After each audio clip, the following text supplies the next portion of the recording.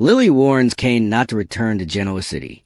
All products and services featured are independently chosen by editors. However, Soaps.com may receive a commission on orders placed through its retail links, and the retailer may receive certain auditable data for accounting purposes. Kyle is packing in his train car when his phone starts pinging. He gets a ton of messages from Summer and Claire. He realizes Harrison will be asleep in Milan, so calls Claire. Claire picks up Kyle's call at the tack house and asks if he's okay. He tells her he is, but the chateau has turned into Kane Ashby's house of horrors. She asks, "Who is Kane Ashby?" And Kyle explains that he's Lily Winter's ex-husband. He used the alias Dumas to amass his billions. He tells her about being brought there on a train and the storm washing out the road in tracks. They've been stuck with no way out and no way to call. Claire asks if it was beautiful. He tells her it would have been if people hadn't died. Claire panics over her family. He tells her they're fine, though her uncle Nick was injured and has gone to the hospital, but he's going to be okay. Claire asks if anyone has called her mom. He wanted to speak to her. "How are you? How's Cole?" Claire says, "He didn't make it." Kyle gulps. "What?" Claire says, "My dad died." Claire explains about the Legionnaire's disease, and Kyle wishes he could hold her. He hopes to be home as soon as possible. He asks when this happened. Claire tells him they are having a service today, since they hadn't heard from any of them. Victoria comes down the stairs as Claire and Kyle express their love and disconnect. Victoria tells her daughter she just spoke with her parents. They marvel at two people ending up dead, and Claire asks who died. Victoria says her mother called from the hospital and had to be brief. Claire suggests holding off on the service until they get home. Victoria says they don't know when Nick will be released. Today could just be about the two of them saying goodbye. They hug. Can Amanda talk Kane down? In his study, Kane looks at the surveillance screens and flinches as he recalls the sound of the gunshot ringing out. Amanda wanders in and asks how he's feeling. He's not sure how to respond. She guesses he's in shock. They all are. Kane blames himself for not knowing Carter was unstable and that he needed help. My God, 3 people died.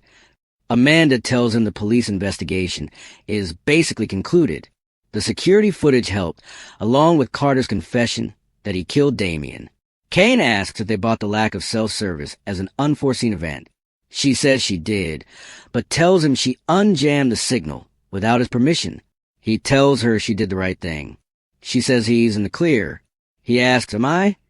Kane doesn't know how to be okay with 3 people dying on his property.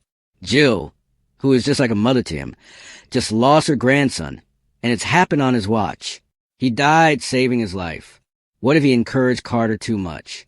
He knew about Lily and his hopes for future. Amanda tells Kane he cannot blame himself for this. They had no way of predicting that Carter would have acted this way. Kane feels he should have seen the signs. He could have got him the help he needed. Amanda reminds Kane he was good to Carter. Kane says, now he's dead, along with 2 innocent men. And Nick is in the hospital because he was stupid enough to think he might be guilty. Amanda wants to think ahead to what's next. Kane says they'll play out as planned. Amanda argues that the dynamics have changed considerably. He's gained more enemies than friends. Kane says this was never about popularity. He has a vision, and there is no way in hell he'll back down now. Kane reminds Amanda that everything is about Lily. He's more determined than ever to see his plan through. Amanda worries he's underestimating his targets. Kane reminds her they were this close with Nikki. Amanda points out it all went to hell. As confident as she is in his genius, the families will be aligned against him. Kane's not worried. He thinks they could do anything together, but if she wants to walk away, he completely understands. She states, I'll stay. He thanks her, and she walks out. Kane then clears his desk in frustration. Will Phyllis and Billy defend Kane? In the main train car, Diane wonders who could all end like this, with Damien and Chance dead. Jack rants that it's ended like this because of that monster Kane and his ego. Now 2 good men are gone. Billy reveals that he told Abby about Chance. It wasn't easy.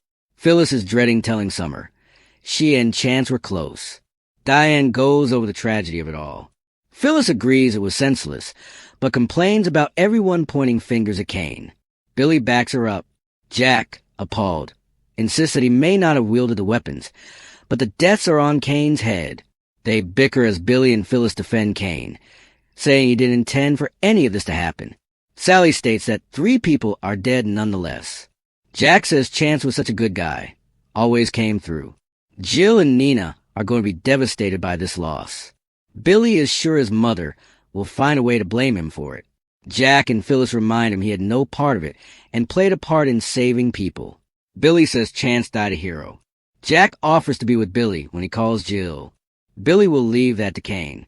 He doubts she'd even pick up if he calls. This news is better coming from someone other than him. Audra strolls in and Diane tells her if she's looking for her son. He's not there. Audra has no interest in tracking down Kyle. Diane tells her she's humiliated herself. Audra's not interested in defending herself given Nate's brother is dead and Amy will be devastated. She stalks over to Sally, who pours her a drink. Jack reads Kane's welcome note about wait and hope, and Diane points out they still don't know what his plan is or was.